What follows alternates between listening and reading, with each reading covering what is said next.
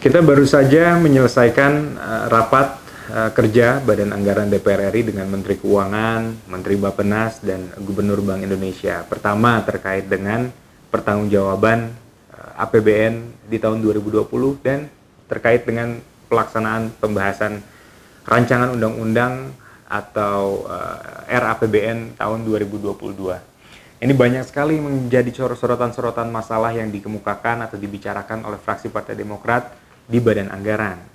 Poin saya kepada Bu Menteri Keuangan, kepada pemerintah Republik Indonesia, tentu kita sangat memahami keadaan yang sangat sulit bagi kondisi fiskal kita, kondisi ekonomi kita, tapi di sisi lain kita juga mengharapkan dengan adanya hutang yang jumlahnya sangat luar biasa, dengan adanya kebebasan atau fleksibilitas yang telah diberikan secara sukarela dari DPR RI kepada pemerintah, tentu harus ada pembangunan ataupun kebijakan yang pro rakyat kecil, terutama UMKM.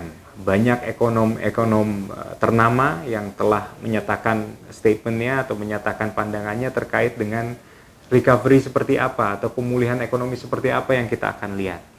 Yang saya takutkan adalah prediksi di mana adanya K-shaped recovery atau pemulihan ekonomi berbentuk huruf K. Artinya apa?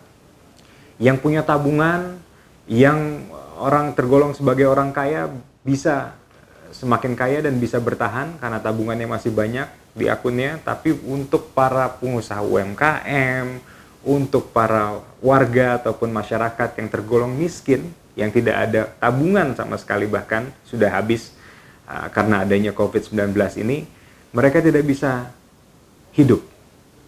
Nah, ini yang saya takutkan. Nah, tentu kita mendorong pemerintah untuk bisa memperhatikan terkait dengan bantuan sosial yang harus tepat sasaran ke depannya.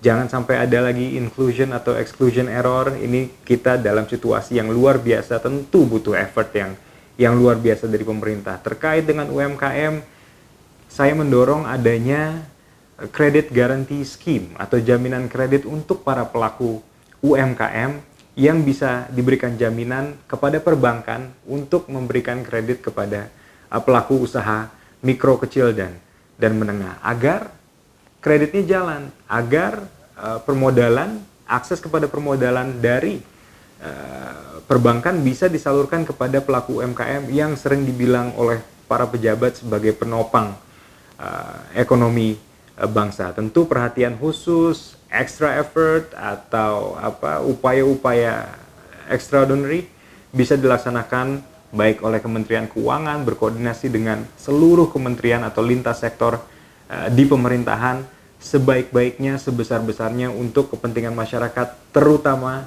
masyarakat yang tergolong miskin atau masyarakat yang sehari-hari hidupnya tersusahkan karena adanya COVID-19 ini.